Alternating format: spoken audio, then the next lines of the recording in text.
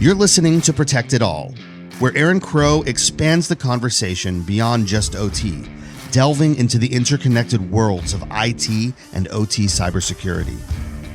Get ready for essential strategies and insights. Here's your host, Aaron Crow. Awesome. Hey, thank you for joining me. Kristin, why don't you introduce yourself? Tell us who you are and what it is that you do. Okay, great. Thanks for having me on the show. I am Kristin Demoranville. I am the host of Bytes and Bytes podcast. That's Bytes like you bite something and Bytes like computer bytes, where I talk to cybersecurity and technology professionals and anybody else in the food and agricultural industry about cybersecurity and technology and what that means to our food supply. It's a really fun show, so you can check us out. I'm sure you'll have that in the show notes and all the fun things. Also, we're kind of doing a joint episode here. So, Yep. You know, it's one of those things that welcome to my listeners as well.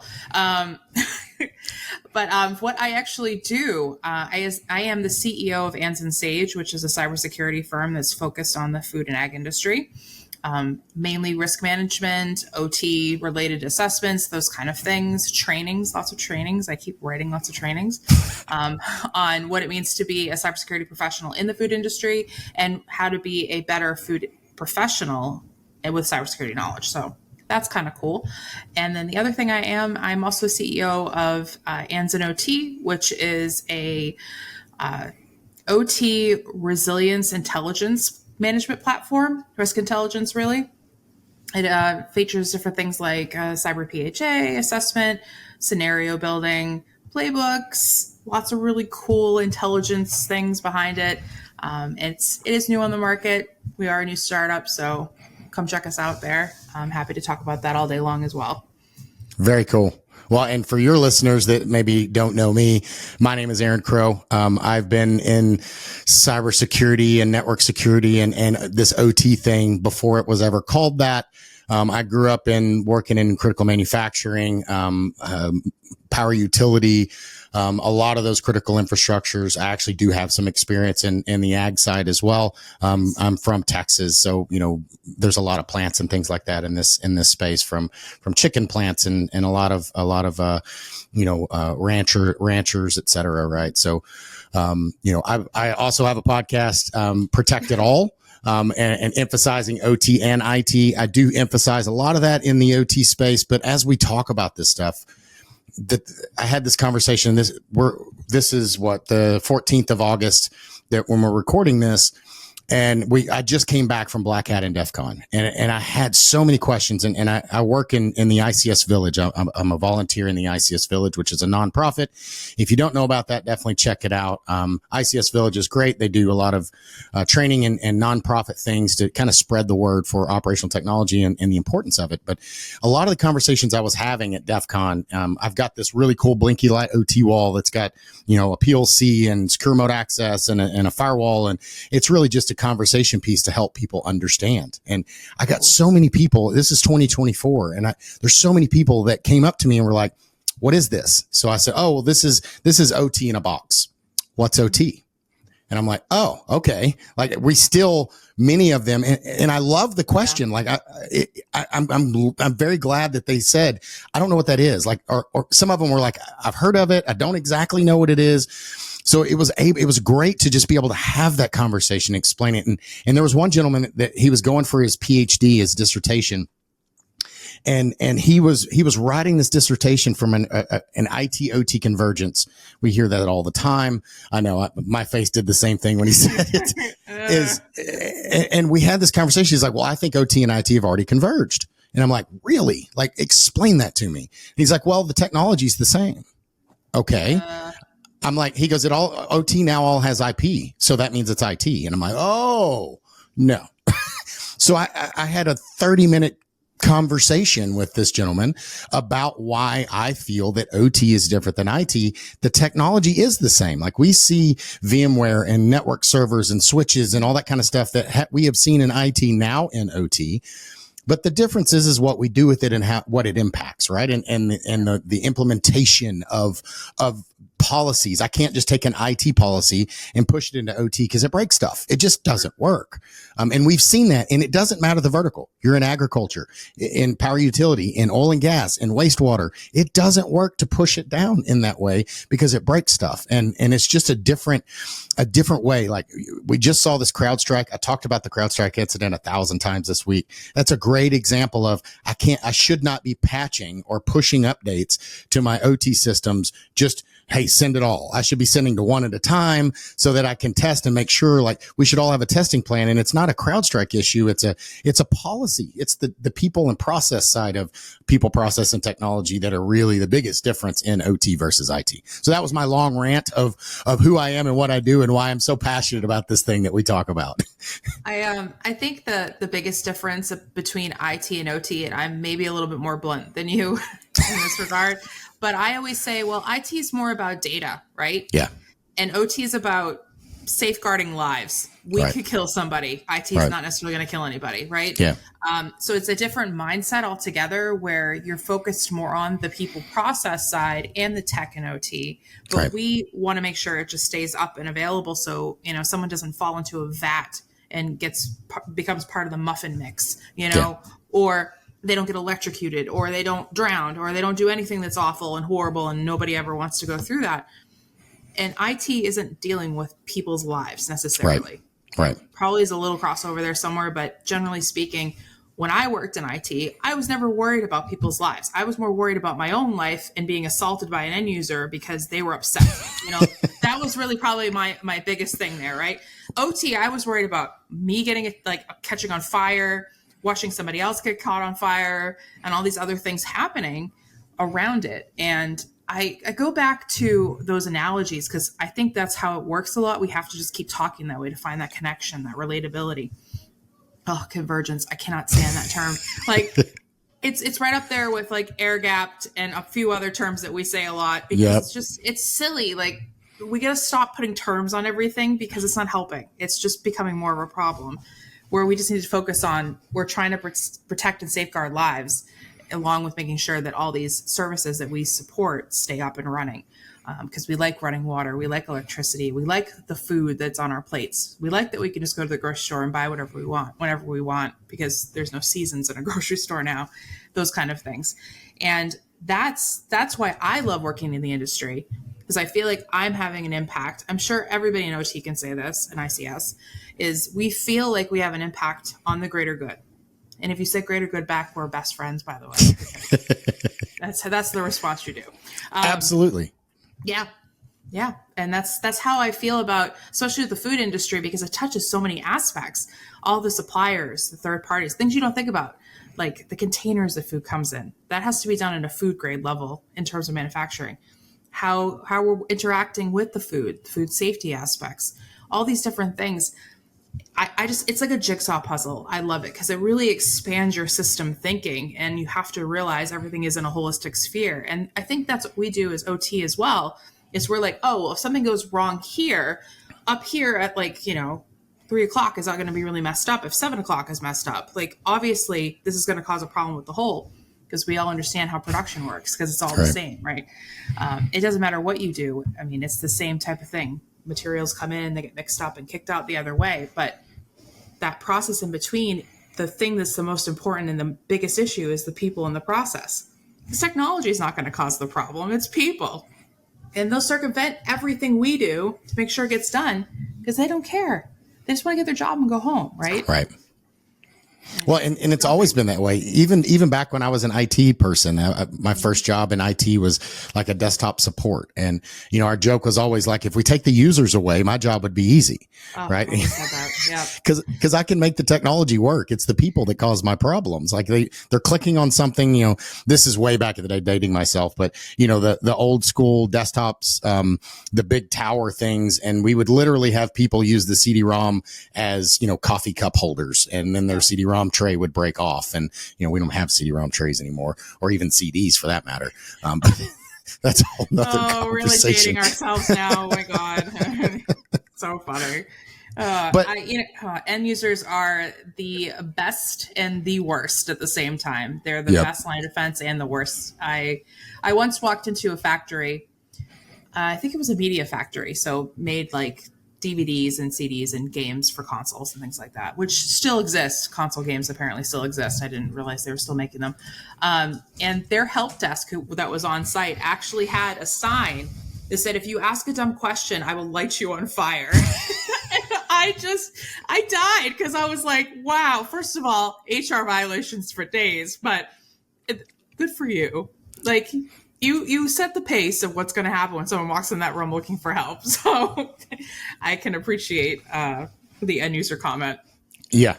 And it's the same in any industry, right? Oh, yeah. But speaking of, so I know you spend time and a lot of time in the agriculture. And before we started recording, we kind of talked about how it doesn't get as much limelight as some of the other, more popular, I guess is maybe not the right term, critical infrastructure, power utility, oil and gas, even wastewater and water. But there are 17 critical infrastructures in our country deemed by, DHS and Department of Homeland Security. So why do you think, two things, why do you think that agriculture doesn't get the attention that it may deserve?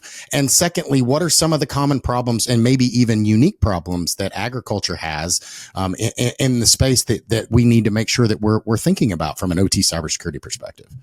This is such a big question, and I don't have the right answer, so I'm just going to kind of give you some train of thought on it. Sure.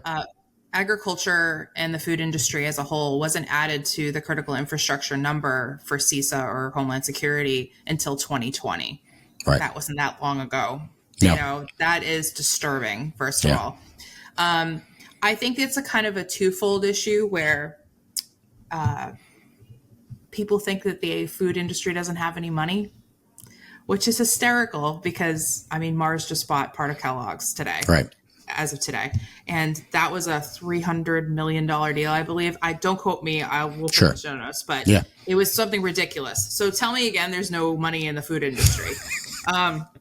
Also, I believe the largest payout for ransomware to date that we're aware of, and I say that loosely because we don't know at all, was the food industry. Right. So there's money. So I don't buy that really very well. I think the actual reason is because nobody's got a handle on what the actual supply chain for food looks like. Right. And that was shown very clearly when the ransomware for JBS hit, the meat company, because it was awful and still is. I was actually just speaking to some people from the cattle industry last week, and they were expressing their frustration of just how difficult it is to manage their supply chain. So what if a supplier gets hit like JBS? How do the grocers purchase any meat? They can't purchase it from them. So where do they go? Is there a backup plan? There's all these questions. And I went even further and said, well, what happens with JBS? Because the cattle couldn't get slaughtered in time. So then you got cattle that's standing in trailers or in holding pens. You can't retract them to the farm because they don't have feed or space for them probably by then because they've already rotated. There's all these. So who does the burden fall onto? The rancher? Oh God, I hope not. Right. Does it fall on the distributor? They don't have overflow pens necessarily. Nobody's ever tested their backup incident response plans. There's no disaster recovery. There's no BCP because people just think, oh, well, it's like business as usual. Right. We're just going to lean on people around us in the community. But the community has shrunk because we're losing agriculture jobs every day. Yeah. Because people are moving to cities. It's not as popular anymore. It's trying to get a little more trendy, I'll be honest, around like regenerative agriculture, because you can be a total nerd and geek and still farm, because now you can bring your cyber truck out to move your chicken houses, which looks sexy, right? Like, not that a cyber truck's sexy, but it's just the concept of it is sexy. Yeah. You could use, hybrid cars or plugins to do that work. So that kind of is attractive, obviously. It's like, I've been kind of joking around. It's like cyber farming, in a way. But don't quote me on that, because if somebody brands that, I'll be like, whoa. But those kind of things, people just don't have a good handle on the supply chain at all, because it is huge. And instead of actually, and I say this all the time, and I rip this off a friend of mine that's an OT in the UK, but we literally keep trying to boil the ocean, find that silver bullet moment when we just need to sit down and make a cup of tea. Right. And if we start focusing on the smaller aspects, like, people process, because honestly, it's probably easier and less expensive to deal with. and then move to, okay, we got these technology that are in these environments. What are we doing with them? There are companies out there turning tractors into autonomous vehicles via like a little kit. That's OT ICS. Like, hello. Does the industry know that? Did you know that, listener? Did you know that? Like, that's stuff. When I hear that, I'm like, oh my God, did anybody talk to the security teams around these? Like, the farmer doesn't have a security team. The farmer doesn't have time for that. They are just happy if they break even and make some profit at the end of the year. Like, that's what they want to do. Keep their families fed, the lights on, their cattle fed. Like, that's it, right? It doesn't have to be more than that. Right. But here we are as security professionals who have been in the industry long enough, both of us, and we know just how bad it's going to get because nobody's been dealing with this. So my worry, and I know I'm jumping your question set, so everybody get it.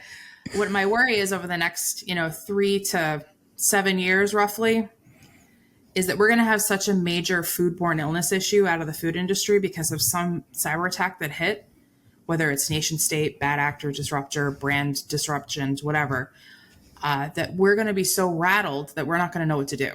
Yeah. And we're going to do the wrong things. We're going to put a Band-Aid that needs to be a stitches situation. And it's just going to make the supply chain even worse. And that's my concern. And I've talked to a few food safety experts who've asked me on air, literally, hey, how many bodies need to be on the floor before somebody does something? Right. And my response back was probably a lot. And I hate to say that out loud. And the person who asked me that actually lost a child to E. coli poisoning. So it was this really personal moment of, I'm sorry to say, I just think we're not smart enough to deal with it ahead of time because people don't like being proactive. They just want to be reactive because for whatever reason.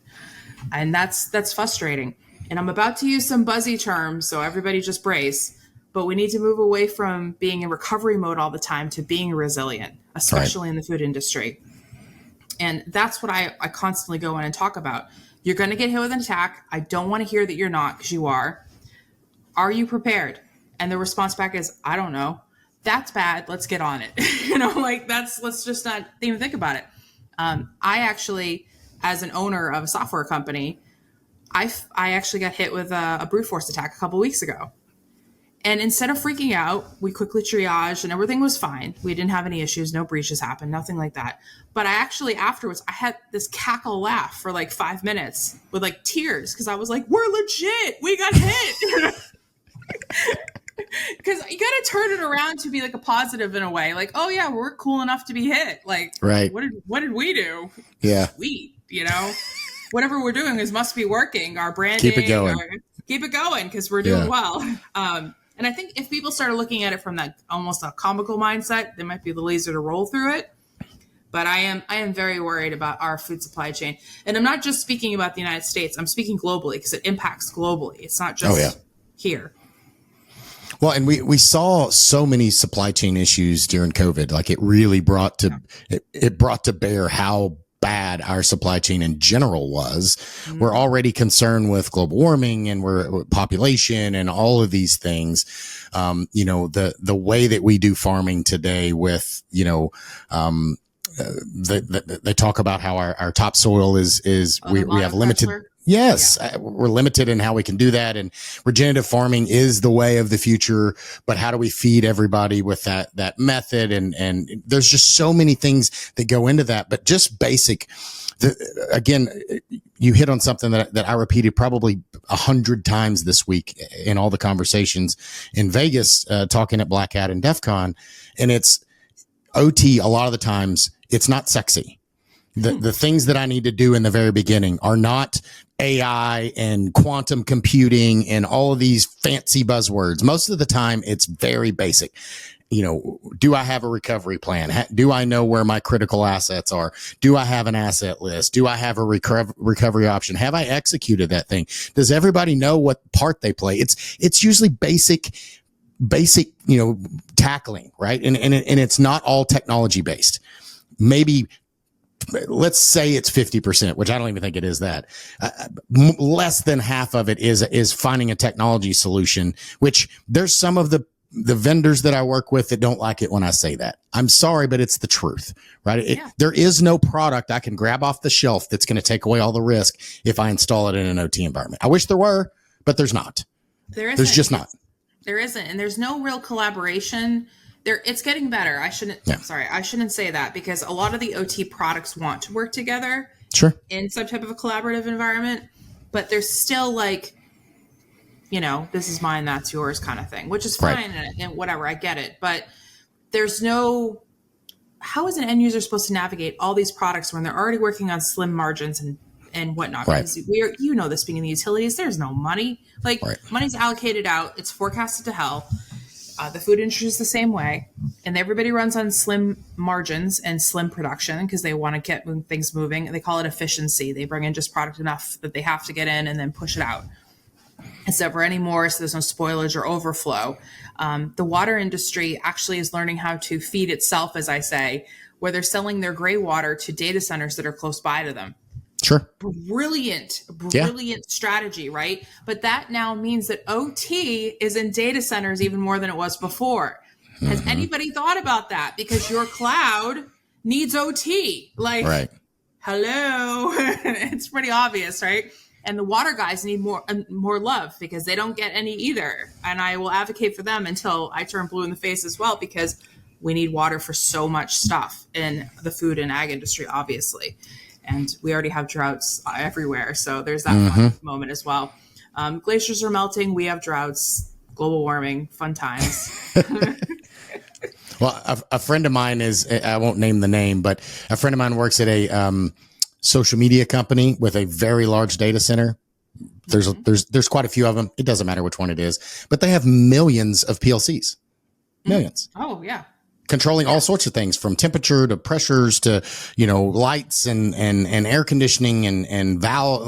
There's so much. There's halon systems and all these different things. Buildings have OT, any skyscraper, even not even a skyscraper, just a normal building you walk into. There's controls around sprinkler systems and all these different things. OT is everywhere. We just didn't always classify it as such. It's a new term, relatively new term. It's been around forever. We've been doing automation since the 50s and before, really, but automation has been around. We've just started putting the technology side and putting IP addresses on it. So we brought these other risks into this space, but the OT's been here for my dad worked in power utility for 40 something years. He's in his mid 70s now.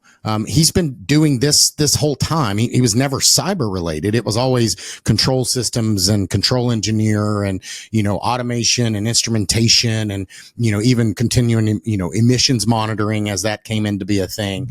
But all of these things have been around for decades. We're just solving new problems adding new problems to existing and older problems. It's true. And I have a similar situation. My dad was a fireman for 45 years. Yep. And that was all industrial equipment and PLCs and various other things. And he never really made the connection until I explained when I did. And then he kind of was like, so you're like a chip off the block kid, aren't you? This is like a continual theme. I said, yeah, civil service clearly runs in the family, Dad. Exactly. That's really kind of what we're doing is civil service. Right. But yeah, no, absolutely. The more we added tech into these environments, and I mean tech by internet ready, IoT, that kind of stuff. Yep. The more we turned all these legacy devices onto the internet, they were like, whoa, what is this? I don't know if I like this space. I might cause a problem now because, it's kind of like you gave your grandparents a cell phone, right, or a smartphone, and they were like, what is this? And all of a sudden they started falling for all those scams. It's kind of the way legacy tech works. Right. It's sort of just oh, hey, you're my friend. Come on in. I don't know you. And the problem is we didn't put any guardrails around that at the beginning. And now we're still kind of digging out. And it's so funny because you go around the world and it's the same everywhere. Yeah. It's that's the united front for us. It's really quite brilliant in that regard. I thought I was going to deal with it less in certain countries than I did in others. And it's the same all around. We can't get people in process right. That's what keeps messing it up. But I do absolutely adore this industry. I think that we're a great group of people. I also think that we should start some type of a game, because you just gave me an idea about how we'll be in a place like Vegas or wherever we are at a security conference and play the game of like kind of like a bingo game or like a trivia game, like name all the ICS OT equipment that's around you. Go. Right. Here's the number. It's about 150 or something like that. Right. Find them It's all. Like a scavenger hunt, right? Yeah. I think that'd be cool. So if somebody does it, let us know because we totally want to participate and probably dominate it and win it. But that's how I used to do it too when I'd be sitting around with people who didn't understand. I said, well, where we are right now, I can count at least 6 devices that are close to us that run that type of equipment. And they're like, well, I don't understand. I said, that elevator, that alone, like, you know, that kind of thing. And it's so interesting watching people realize like, oh, well, I've worked with that kind of equipment before. Well, you've been an OT then. Like I'm not saying you are an OT person, but you have worked in it before. I actually jumped into OT at a bakery company and I didn't even make the connection I was doing OT because I was doing IT. We didn't have an OT department. We were the OT department, but I didn't know all the really cool technology names and bells and whistles and things. I just was like, yeah, the thing that goes over there and doesn't kill anybody. Like that's how I recognized it as. And realizing as I moved through my career, I was like, oh, I've been an OT for a while. Okay, like that's fine. But I enjoy it because we're protecting people. It's not just about the data because data is sexy. Don't get me wrong. It's like, the new gold and we all love it because it's cool and gives us good things we can look at. But the idea to be able to sit at the end of the day and realize that you helped save someone's life and kept them to go home to their family, like that's amazing. Like that feels really good, really, really good. And I want to continue to do that, especially when it comes to food, because we're like a breath away from a foodborne illness because we don't understand food security around the tech that's in these environments. And we just keep adding more stuff because digitalization is a huge thing in the industry. Sure. They've been automating forever. If you think about the food industry as a whole, how it's come up, we originally were the ones plowing the field and then we attached the cattle or whatever horse. And then we moved to the tractor and da-da-da-da. The food industry has been innovating forever. They're great innovators. R&D is fantastic. I mean, we have lab-grown meat now. Hello. Right. Like these are things that are like kind of crazy. We can 3D print a salmon. It will be pea protein, but we can do it. Right. So for me, why aren't we attaching cybersecurity to technology more? Yeah. And I don't want to get into the whole product security conversation because that's a whole different rabbit hole. And blessings upon the people who do that work. But why aren't we having more of that conversation inside of these environments? It's because cyber needs a rebrand for OT. We literally cannot explain what we do very well. And I think if we could, we'd probably win more hearts and minds for that people process aspect. For sure. Absolutely. And the talk I gave at DEF CON actually in the ICS Village was about cyber-informed engineering, which came out of a term came out of Idaho National Labs, which is a DOE sponsored laboratory. And the whole concept around it is we need to build cyber as part of the overall system and integrate that when I'm designing the system, cyber needs to be considered. Right. We've got old equipment. We've got legacy equipment. We've got new equipment. Anywhere in there, we need to be considering cyber as a risk and as a part of our remediation. How are we going to recover? And when we say cyber, people that are outside of this, or even people at, DEF CON and Black Hat, when I have this conversation, they immediately think, well, I'm a nation state, North Korea, China, whatever. It doesn't necessarily mean that. It can be simple ransomware. It can be misconfigured hardware. It can be insider threat. Like there's a lot of things, and it's not always bad actors from another country that are, trying to attack us and start World War III. Some of them are, but not all of them. Yeah, no, exactly. And I think we have to think beyond it inside of the OT environment. So I'll give an example, right? And people can think what they want with this one too. Please, I would love to hear your thoughts around this. You have an allergen issue inside of a factory. So you have a peanut area and a non-peanut area. You have a disgruntled employee that goes from the peanut area to the non-peanut area. Whose problem is that? Right. Sure. Food safety, food defense, absolutely. You get that problem. But it's also cybersecurity's problem because with the industry that we work in, food and ag, cyber physical is still cybersecurity to me. Mm-hmm. Physical security is still cybersecurity to me. That access control should have been managed better, whether it would have been biometrics, if you could do that without gloves or those kind of things, eye scans, badge readers, that's cyber and IT, which is also could be connected to OT depending on your access level control where you are. Cameras, there should have been cameras. There wasn't. I mean, the only reason they found out is because they did some testing on the other end from quality, and they realized, oh, whoops, we have, peanuts in our cookie that we shouldn't have that go out to this major retailer, which they lost that retailer because of that incident, because they lost face. It was a mess. It was a total brand incident, total nightmare. That to me is something that cybersecurity and OT should have been involved in. It shouldn't have happened in the first place because they should have set up parameters to get around that, not to ever happen. And then on top of it, we should have had that conversation. We should have been part of that conversation. That bothers me a lot, that we don't think that far, because that's a resilience piece. Because people are like, oh, well, that's not an adversary. That's not a cyber attack. It's an insider threat. To me, describing this incident to a food defense professional, they literally said that's terrorism. They would class that as terrorism on their report. And I went, wow, so that's like domestic terrorism? They're like, yeah. And I'm like, whoa. So now we have a whole other level of things I didn't understand at that time. And now looking back on it and thinking about the system as a whole, yeah, we have a stake in this. We have responsibility. Access control is our problem. And I've had to define what a cyber physical system is multiple times recently. I thought it was self-explanatory. I'm sorry. Should be. I'm not picking on people who don't know, but I literally have had 4 people in the last 2 weeks ask me exactly what that is. And I've been on air when it's happened.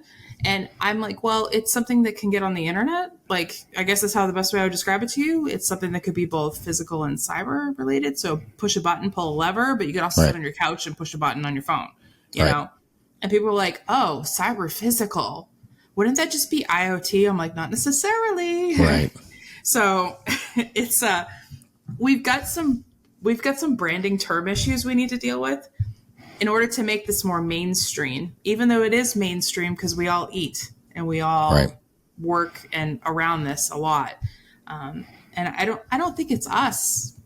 I don't know what it is, but we need kind of a rebrand in the OT side to be able to start communicating what we need in order to serve the companies and the people that we do. Because we can sit in a room all day long and geek out and get excited. We do every time we're at a conference together. Like everybody's like, woo! I will say that OT ICS conferences are my favorite, not because I'm biased, because I'm in the niche, but we have a different conversation. It's personal. It's almost intimate because we understand the human factor here differently. And we look at it like that in a very severe way. And like you said, it's not sexy all the time. We have to wear more protective gear that makes us look crazy all the time. I mean, you have hard hats behind you. Right? I mean, I have had to wear multiple hairnets and basically a shield. And you have to put yourself into a zip up white suit and booties. It is not, you are not attractive. You look like a Stay Puft marshmallow went wrong. It's not good. And but I still love it. I can't imagine not working in this industry, right? I can't imagine not being here. And the fact that I get to sit on podcasts like this and talk to people like you, it's just so much fun. I have such a great time here. Well, and there's so many, again, we mentioned it, but there's 17 critical infrastructures. And the reason that they've been categorized as critical is because they're critical to human condition as Americans in our country. And if any one of those go down, it is going to impact our lives, all of our lives, not just yours, not just mine, but everyone's. If the power goes down, you can't pump gas. You don't get water. You don't everything tumbles down. Go on the hospital. Forget the hospital. Don't even bother going. So the reason these things are critical is because really smart people sat in a room and they said, hey, what are the things that if they go down are going to impact society, the bigger society? So there's 17 of those. And I would argue, and I've worked in many of them, not all of them, but many of them. And I would say almost all of them, at least the ones that I've been in, are underfunded, people don't understand the risk, including the asset owners, and they don't have the right people and processes. And unfortunately, cyber is not designed and engineered into the system. And it's an afterthought. And unfortunately, usually an afterthought after something bad happens, like the example you just gave about the peanut, right? So they start looking at these systems when there's an attack, when there's a breakdown of physical or cyber incident.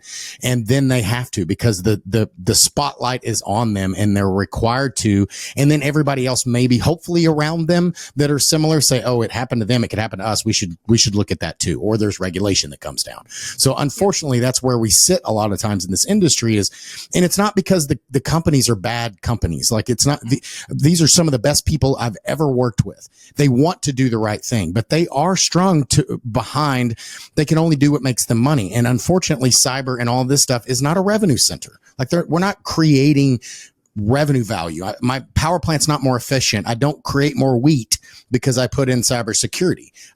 It's more almost like an insurance policy, and nobody likes paying for insurance. Like, it's just like this. It's a return on investment, right? You've Right. got to value your property, if you will, or your IP or whatever you want to call it. If you don't, then you're going to be running into this constant recovery mode that we're stuck in. Like, on repeat, we are on repeat in recovery mode. We need to get out of recovery mode and start focusing on being resilient, because it's going to happen. And there are cost-effective ways to get around it. But again, it's not the sexy stuff, it's the people stuff, right? And nobody wants to talk about people because people are hard. And maybe that's part of the reason why food and ag and even water kind of got left to the side, is because people are hard. And maybe that's part of it. Also, the people who came to the table first were oil and gas. Sure. I mean, they have a stronger lobby. Let's be real. Yeah. But most of the countries that are out there also have their critical infrastructure, and food and ag was put on theirs the first bit. So we have so many examples, and I don't want to be heavy like nation state poo-poo here, but here we are. We already have examples of how this is happening. If a country if they want to destabilize a country, they will do that through electricity and food, because they want you to freeze to death in the winter and they want you to starve. It's basic warfare, right? I think we all kind of picked that up in critical thinking in college, and if we didn't, we picked it up along the way. Anyways, that scares me. We already have examples. Ukraine is a great one. Not a great one for a good reason, but it's a great example of this for happening. And it's so frustrating to me that we still haven't realized this. I have a good friend of mine who is a agricultural futurist. He's a strategist. He does focus on cybersecurity as well. And he asked me deadpan one day, have I ever starved? Or what was the longest I went without food? I'm like, I don't know, 48 hours maybe, because of a flight situation or something like that. And he goes, he's like, I tried an experiment for 10 days. And he's like, I didn't make it that far. He goes, it made me realize how many hours or days would it take you to commit a crime if you had to feed your family and there was no food. Yeah. And I thought, I don't know, probably some people will make a couple hours. He goes, if he said the average is something like 8 hours. And I was like, that's chaos. That's chaos in the street, literally. And everybody would feel it the same way. I can't imagine specifically the United States being in that type of chaos with the amount of guns we have in this country, for example. I just think this would be apocalyptic, right? So the fact that we haven't completely focused dead on to how we're going to deal with the supply chain, yikes. And also, we're growing so much food for animals, right, rather than human consumption. And I'm not saying that's bad, because we still have to feed animals. And it's sort of like, it still doesn't make sense to me that we're still feeding animals like soy and corn. I understand, like, they don't normally eat that, and it's kind of weird to me, but we don't have the grazing ability for herds that we have to do that the normal natural way, I guess. Right. So the fact that we have these monocultures that are killing the topsoil, and there's been some studies recently come out, because I'm a total nerd for the environment, because I have a degree in environmental management. I love wastewater treatment facilities. I think they're the coolest things ever. But they're doing a study right now based on the wars that are going around the world, what's that's doing to their topsoil as well, and how that's going to impact the world on a global front. And I'm like, oh, Yeah, now we've got that to worry about. Like, great. Like, what's next? Locusts? Oh, I'm sure we've got that coming too, you know? Careful what you ask for. I'm not asking. I don't want it. I'm all set. If it's well, you bug, know, the one thing I'll say on that is you look back, and we do have a couple of examples of that, and in America, and you go back to Katrina when we had the hurricane that came through in New Orleans, and we saw martial law in 2 or 3 days, and people that were committing crimes and going at gunpoint, and these are not bad people. These are everyday people like you and me that are desperate because their family is starving, their baby is starving, they don't have food, they don't have water, they don't have a way to evacuate. Like, there were basic needs in our country, and that was with FEMA and with the National Guard and the amount of, you know, public services that we have, and it was one small area. Imagine that on a large scale. Imagine that across our country when we can't just, you know, rally the troops from all over their country to this one geographical area. Imagine if that was on the East Coast, in the center, and on the West Coast all at the same time. It would be, we wouldn't even recover as well as we did at Katrina. And we all agree that we didn't recover well then. Like, it was really not our best time. No, I mean, look how the other disasters that have happened, whether it's a train accident or, Flint, Michigan, they still have fallout because priorities shift, and we've got to spend money in other places, or we've got conflicting opinions or something stupid like that. This is why it's so important for OT to continually beat the drum of, this is a problem. This is where it needs to be fixed. If you aren't willing to fix it, you now have to accept the risk that this could potentially happen. And by the way, where I'm not going to turn around and tell you I told you so. I'm just going to give you a report so you know. Like, and I'm here if you need me, kind of thing. Like, that's it. It's all we can do. But the fact that we have to sit on this type of knowledge all the time and go to sleep at night, it gets a little frustrating sometimes. Yeah. And this is why I think as a community in OT, the fact that we all support each other so well and kind of uplift and kind of have that, you know, therapy moment, if I even want to use that term, when we're together is so important, because I have sat there and listened to tales, and I know you have too, of just stuff that's going on. And obviously we're being very respectful. We don't talk about where it's happening or what's going on. But to have someone tell me that story, and then you could see the weight lift off of them, but now it's on you because you now know. But like, but the fact that like we can come together as a community like that, I just wish the rest of the cyber community would do that. Right. Let's rally behind each other instead of just being jerks. That would be great. And I like I said, I adore this community in general, and I love that we fit so well into the companies and the places that we serve, because we're just as geeky as they are for what they do.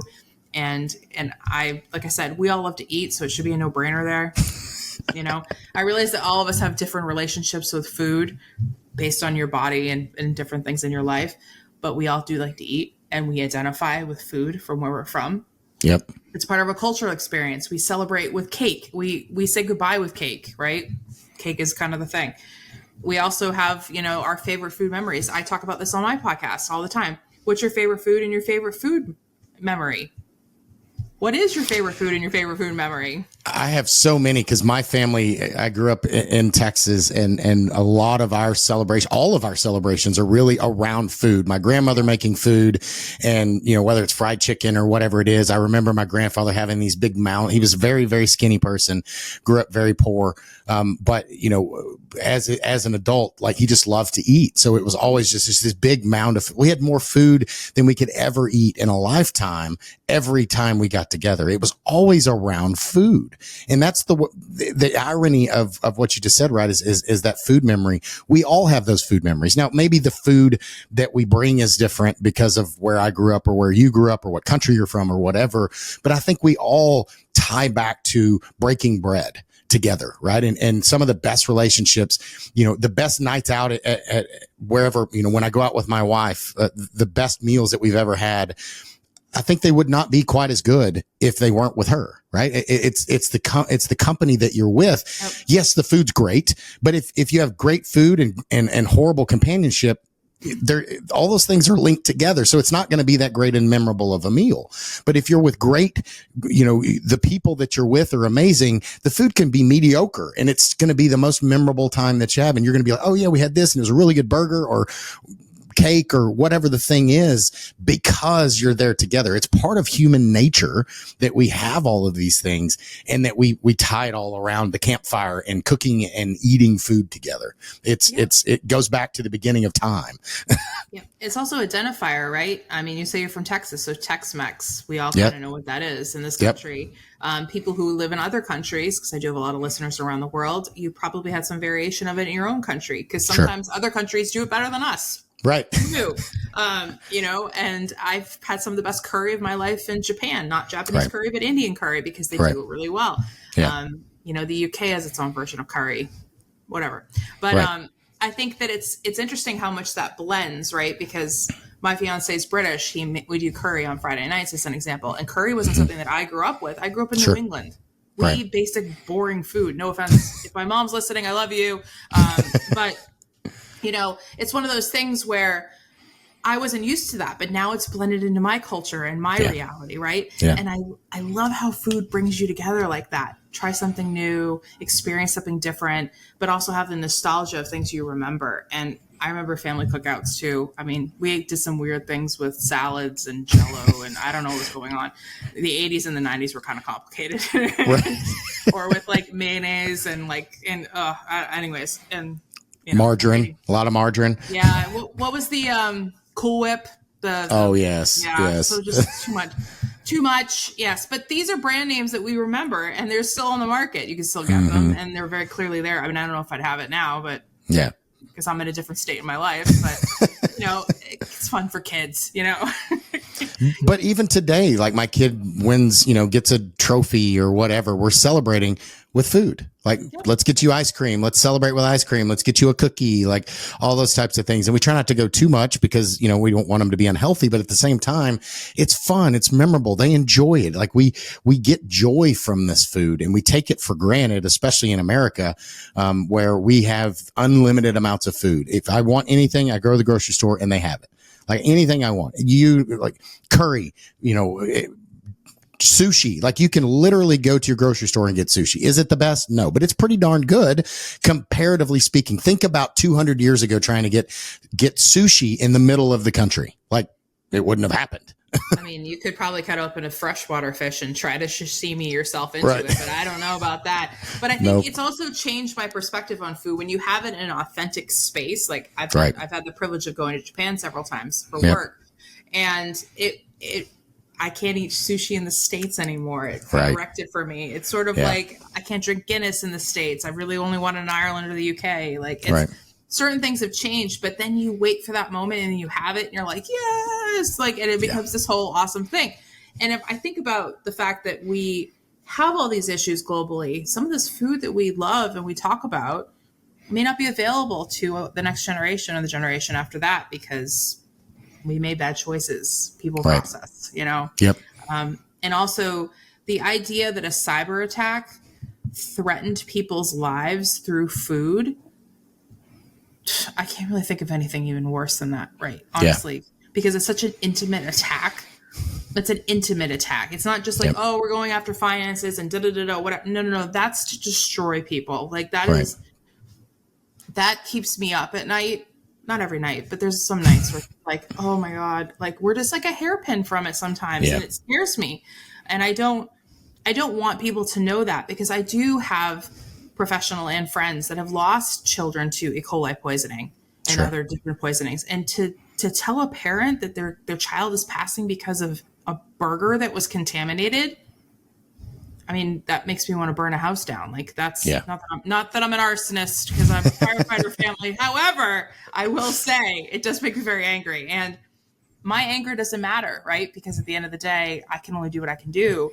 Right. But I want more people to understand that, especially in the OT space, we are doing things that safeguard lives on a whole other level than we expected to in our career. I certainly didn't think this was going to happen in my career. Like, I didn't think it'd be like someone was like, oh, you're putting a cape on every day and like a superhero. And I was like, I don't know if I want to go that far, but If it helps you with the visualization of what I do, that's fine. But I don't want to put myself on that level. This isn't a pedestal moment because we are a team. Like OT works as a team. We really believe that we are in supporting each other. 100%. Honestly, I think we should all put on the cape, right? And I think it's everybody's duty to do your part in whatever small way that is, right? The people part of that is we all have, a calling to do something, and each person's little contribution, in stopping and saying things and raising your hand, and not just, oh, well, he's smarter than me, he's been here longer than me, I'm not going to say anything. No, raise your hand, like voice that concern, bring that thing up, push that agenda or idea ahead, because it matters in the grand scheme of things. It takes us all, to challenge, evil prevails when good men do nothing, right? It's really that simple of, we have to stand up and say, no, that's not okay. Like we have to stand up, even when nobody else in the room is going to agree with you. I don't care. Stand up and say it. And be curious. Start asking questions. Like, oh, really? Is that OT? Like, I want someone to actually ask me that. Like, oh, do you think that's OT? I'm like, yeah, it's connected to the internet and whatever. It's, and I want that question. Be curious to the point of annoyance. We don't mind. We really don't. And we want you to ask questions. And we also want to ask questions. That's what we do, because we are constantly evaluating everything. It was funny when CrowdStrike hit, as an example. First of all, my heart went out to anybody who's dealing with it, obviously. But it didn't surprise neither myself or my fiance, because both of us are in security, and OT specifically. And it was just one of those like, like, this is not good. However, hopefully it's a lesson learned moment where you can't just have one thing holding the pillar up out of all of it. You need to actually have a better look at it. And I hope that the people that were affected are taking a long, hungered look of what they have in their environment now. What else could be critical and concerning, right? Yep. And my biggest concern with the whole CrowdStrike issue is that I think, from what I've seen, I think a lot, and from my experience, a lot of these folks are going to be pointing the finger at CrowdStrike as a company and looking at, hey, this is what you did wrong. And I'm not saying there is no blame, because in this, it's just like, anything, there's blame, there's plenty of blame to go around, but that's not going to solve anything. At the end of the day, yes, there was a misconfiguration. They pushed out something, but ultimately the bigger problem is that these companies just randomly pushed it across their entire organization without testing. Like in an OT environment, especially in a power plant environment or any of these critical infrastructure, I would never just I don't care if it's been tested 50 times before. I'm going to push it to one system, make sure that it comes back up, and then I'll push it to a second one and make sure that one comes back up, and then I'll push it to a third one. It's a pain in the butt and it takes longer. Amazing. Yeah. But it's what I'm going to do, because I've seen the bad side of this for the past 20 years. This is not the first time I've gotten a blue screen because of an update. So I'm not going to get burned by that again. It won't be the last time either. It won't. No. And it's not CrowdStrike's fault. Like, yes, this incident, it was caused by CrowdStrike, but it's not the bigger picture of the root cause analysis. If I did a root cause analysis on this, the issue, yes, that was the trigger, but that is not the root cause of the problem that caused this bigger issue. It's people and process. Exactly. It really is. And I actually, when the event happened, I messaged a good friend of mine, my best friend actually, who works in a cheese company in Wisconsin, insert laughter. But I asked, I said, I know you guys have CrowdStrike, like, are you guys all right? And he goes, well, actually, we happened overnight. We were able to pull some backup systems and we're able to roll it back. So it didn't affect our production. It just affected like a sanitation shift. And I was like, oh, thank God. Like, I was really, and I was checking on other friends just to make sure they were okay, kind of thing.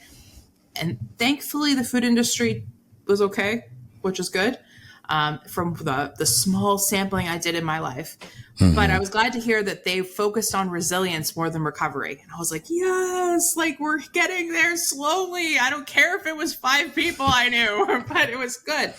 But as OT professionals, I can't even tell you, when you read an article or have a conversation with somebody and they're like, oh yeah, it's about legacy systems that aren't patched.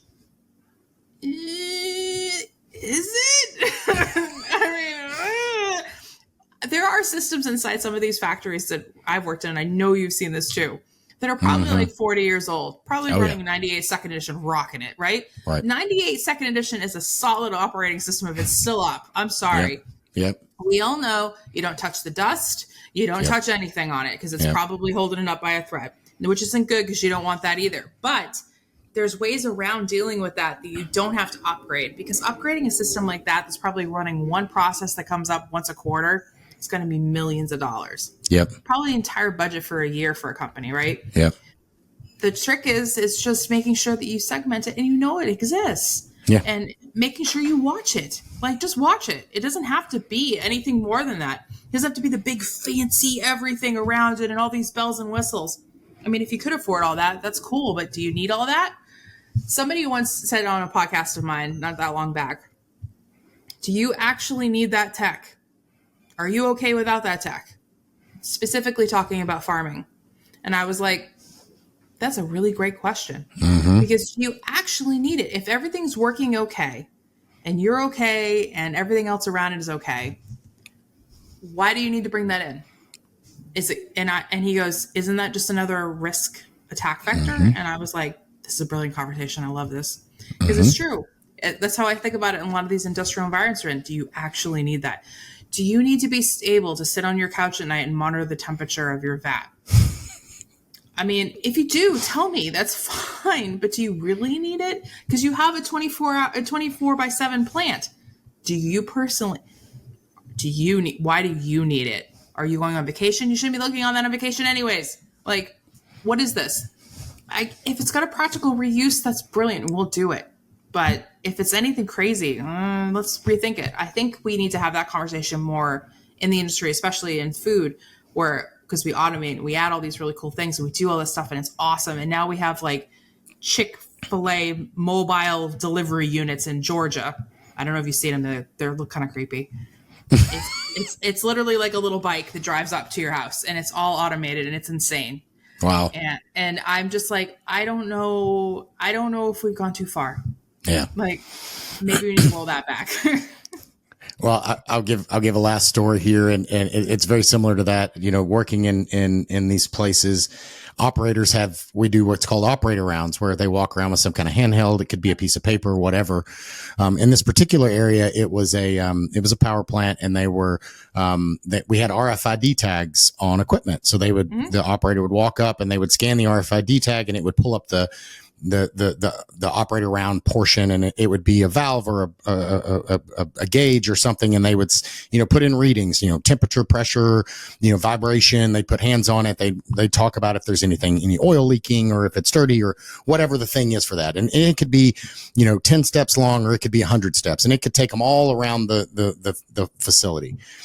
And we started noticing as we were doing reviews of the operator round and the data, the data didn't make sense. And we were trying to get, better information to do tuning and all that kind of stuff. And it just didn't make sense. And sometimes the numbers were like way off, like temperature would be 9 million. Like, I don't think so. So is that an error? Is that an operator error? Are they entering it wrong? Is a key sticking? Like, what is going on there? So as I'm walking it and I'm doing this, and so I've got this guy and we're doing a round and we're walking and he's scanning and we're going through it and everything looks fine. And then at lunchtime, we go in the break room where all the operators hang out, and they're in there playing dominoes. And as they're playing dominoes, one of the guys, he's like, "Oh, hang on." And he leans back in his chair, and right behind him, he's got the handheld in his hand, and he leans back in his chair and he scans an RFID tag that's sitting on the wall. And he does something on his thing and he goes back playing dominoes. And I was like, okay. What did you just do? He's like, "Oh man, I got to do a round right now, but I'm in the middle of a game." I'm like, "Okay. What'd you just scan?" He goes, "Oh, I made a copy of all the RFID tags that are out in the field, and I just scan them right here, and I can do it right here from the lunchroom." So they had gone out of their way, gotten blank RFID tags, went through all the rounds and duplicated every RFID tag. And he knew how long it took him to get from one to the next. And he was just randomly scanning them and putting in fake data. Oh, I mean, so it goes back to your point of sometimes you don't need the RFID tag and the fancy thing to make it more efficient and know exactly when they're scanning. Sometimes you just need somebody to watch over and say, "Hey, that's not a good idea." And those things had been there for a long time. and nobody noticed. Nobody saw somebody. It took me 5 minutes. Like I was in there for half a day and I saw him scanning in the lunchroom and it was very obvious, but nobody ever checked. And it's not the guy was a bad guy. He was just, everybody else had done it. He thought it was okay. He didn't understand. And it really came back to a people problem. And it wasn't that this was a bad person. He didn't understand the value of the round. So when we started digging into it, it was like, dude, we've been putting fraudulent data in here forever because the system is broken and nobody says anything. So obviously you guys are not getting value from this. So it's a waste of our time. And that's really what it came down to is they thought it was a waste of time. So why am I going to go walk out there for something you're not looking at anyways? I'm going to stay here and play my dominoes. And he wasn't wrong. And we were trying to fix the problem.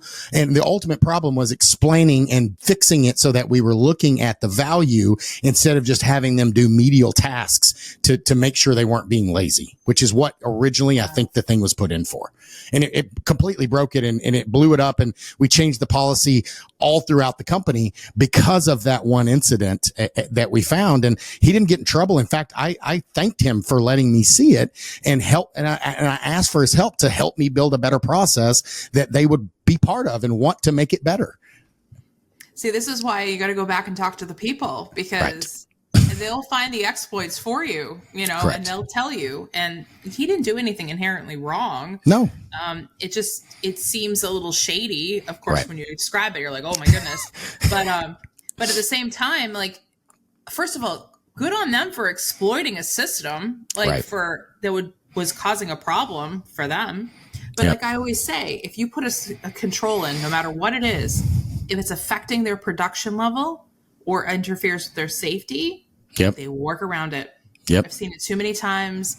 And also, if you don't work with the environment you're in, it's never going to work well. I remember, this is something I learned on the job. Did you know that Wi-Fi signal does not go through bags of flour? Makes sense. Fact. Yeah, it does. But I'd never made the connection because I never dealt with it before. And I found a maintenance manager who had no cybersecurity background or IT background on a scissor lift moving an access point because they couldn't get signal to pick the orders on their little forklifts. Right. So he was up there and I just happened to be in the factory that day walking to the floor to get to the production area. And I caught him and we had a fight right on the floor. Not physically, just, verbal altercation of you're an idiot kind of thing and back and forth.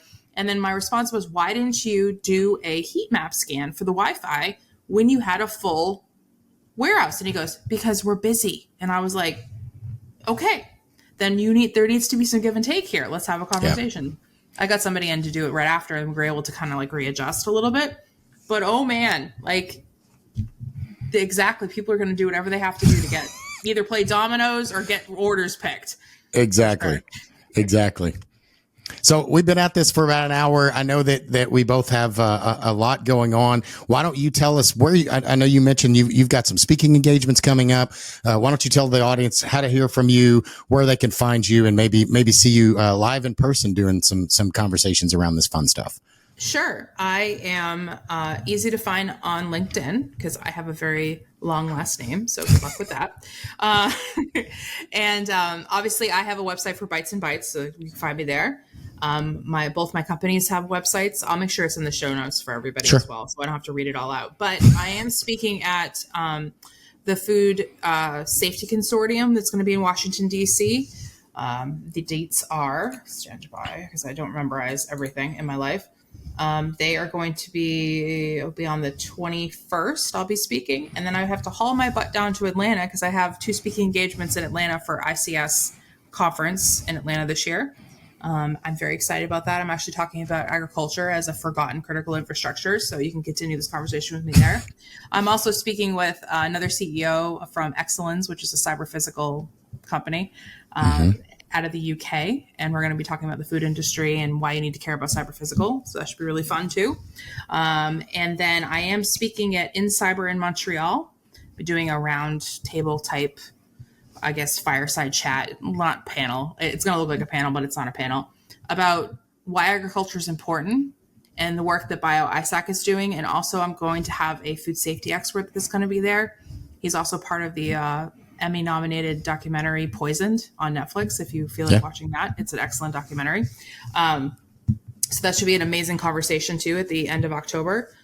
I think I'm speaking some other places too, but to be honest with you, I can't remember right now because God, there's so many of them, but they're obscure. So they're not necessarily OT. I bring OT wherever I go though. So I hope that people know that that's what I'll be talking about.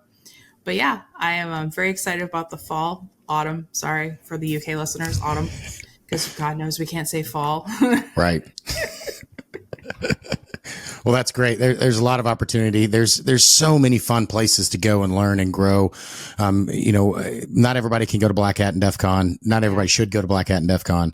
RSA, S4, like there's just so many great conferences. I'm actually going to a new one in Savannah, Georgia called Reset Con that's focused on ICS. And it's the first year it's going. Super excited to be there. Happens to be my wife's birthday weekend. So taking her so that, she can enjoy Savannah while I do some nerdy, Geek Squad type stuff.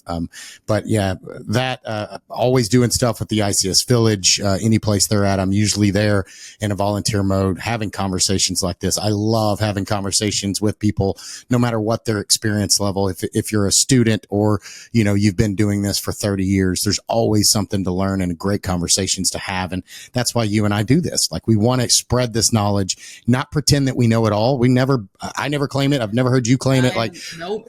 Don't know anything. We just enjoy having these conversations and using our experience for good, to hopefully make a difference and leave the space in a better place than where we started out. That's right. That's exactly what it is. Absolutely. Yeah. And I'm hoping that I've heard a little rumor on the wind that hopefully there's going to be a B-Sides ICS being built. So I'm excited for that, wherever that is and whatever it is. So, because that'd be great. We deserve our own B-Sides, Absolutely. That's how I feel about that. Absolutely. I'm down. Let's do it.